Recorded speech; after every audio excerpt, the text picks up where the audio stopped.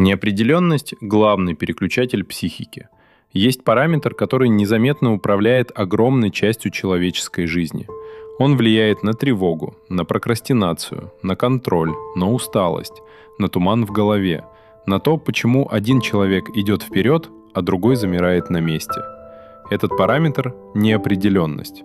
И если говорить точно, психика боится не будущего. Будущее – слишком общее слово. Психика не реагирует на абстракции. Она реагирует на то, что считывает как риск, потерю, перегруз или отсутствие опоры. Поэтому правильнее сказать так. Психику пугает не будущее. Психику пугает ситуация, в которой исход не ясен. Цена ошибки ощущается высокой, а контроль кажется недостаточным. Вот эта конструкция и включает защитные режимы. Человек часто переживает не страх перед завтра.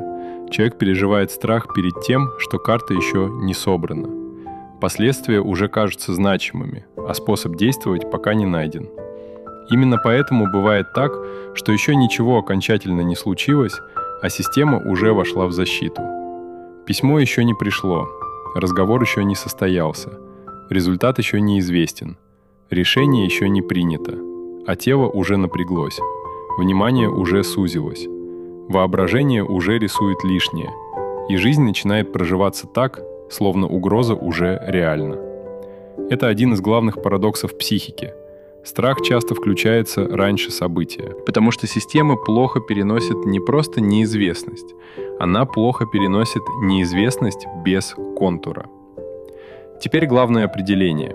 Неопределенность – это избыток возможных исходов при дефиците формы, прогноза и опоры для выбора и действия.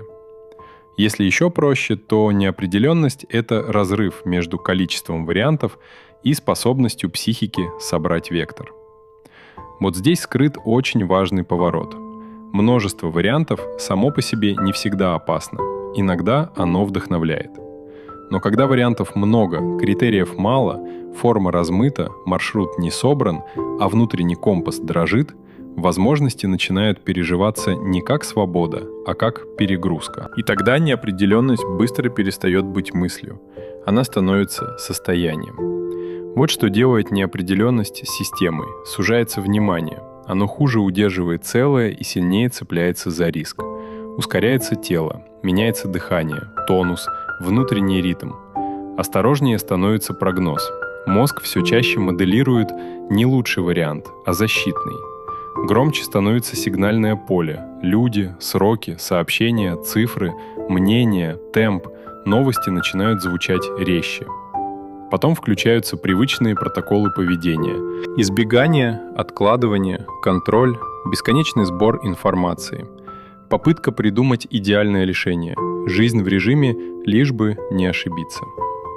Именно так внешняя неопределенность превращается во внутреннюю сборку. Это очень важная мысль. Психика не думает об неопределенности нейтрально. Она перестраивается под нее целиком. Теперь главный вопрос. Почему неопределенность так легко сцепляется со страхом? Потому что страх любит три вещи. Недостаток формы, избыток вариантов, высокую цену ошибки. Когда психика не может собрать вектор, она начинает достраивать пробелы прогнозами. Но прогноз в защитном режиме почти всегда смещен в сторону угрозы. Система как будто говорит себе так. Если я пока не знаю точно, лучше считать, что риск выше, чем кажется. И тогда запускается жесткая цепочка. Неясность усиливает напряжение. Напряжение запускает поиск угрозы. Поиск угрозы рождает катастрофический сценарий. Катастрофический сценарий ускоряет тело. Ускоренное тело еще сильнее сужает внимание. Ясности становится еще меньше. Напряжение становится еще больше. Так страх начинает рождаться не там, где уже есть беда, а там, где у системы еще нет формы для движения. И здесь важно убрать еще одну ошибку.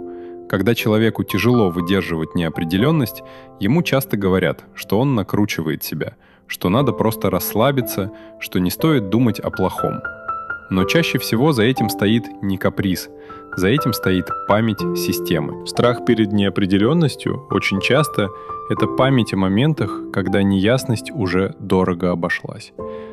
Когда-то важное могло происходить резко, ясность могла приходить слишком поздно, ошибка могла дорого стоить, поддержки могло быть мало, последствий могло быть слишком много для одного человека, и себя приходилось собирать уже после удара. Тогда система делает очень понятный вывод. Если не ясно, лучше заранее включить защиту. Вот почему даже нейтральное «я пока не знаю» может телом читаться почти как угроза. И вот здесь появляется одна из самых сильных формул этого выпуска. Страх перед неопределенностью – это не слабость. Это старая охрана на входе в новый режим. Теперь главный поворот всей модели. Что противоположно неопределенности? Не полная гарантия, не абсолютный контроль, не обещание, что все сложится идеально. Противоположность неопределенности – это достаточная собранность для движения. Вот почему психике не нужно знать все. Психике нужно иметь достаточно структуры, чтобы не рассыпаться в контакте с неизвестным. И здесь мы подходим к ключевым словам всей системы. Форма, цель, вектор. Цель – это не просто мечта, и не абстрактное «я хочу лучше жить». Цель – это режим, это состояние, это способ внимания, это ритм, это способ выбирать и действовать, который можно постепенно собирать. А форма – это то, что превращает размытое желание в контур.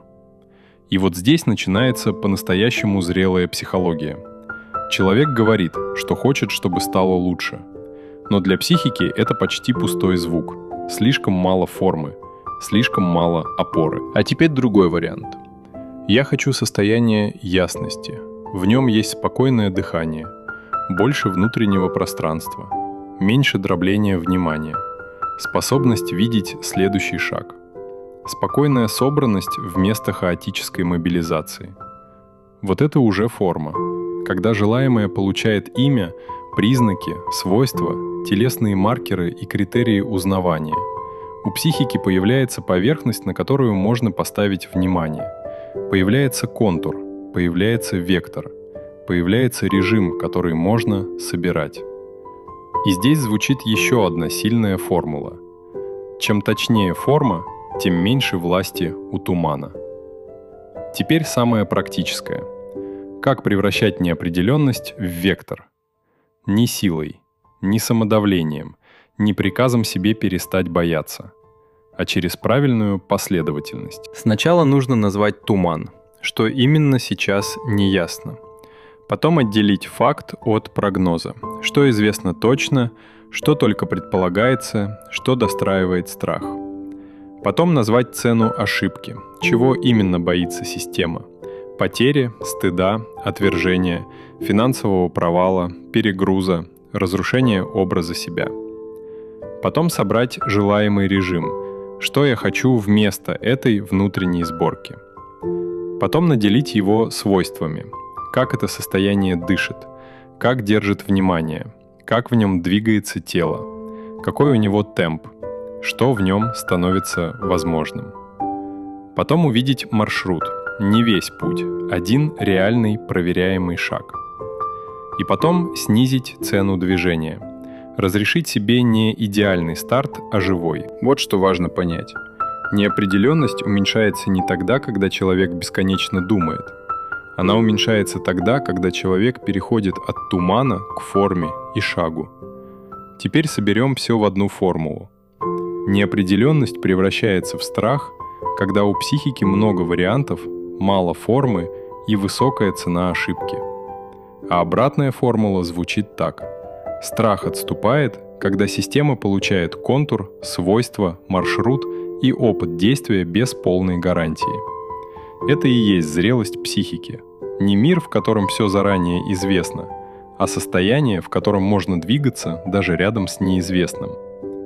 Именно поэтому первые практики в этой системе логично строить вокруг неопределенности, потому что это та точка, где у большинства людей рушится вектор. Следующий шаг здесь очень конкретный. Не победить страх силой, а помочь системе увидеть, что именно размыто. Отделить реальность от сценариев. Назвать желаемый режим. Собрать его свойства. И проложить первый мост из тумана в ясность. И вот итог. Неопределенность — это не просто неизвестное будущее.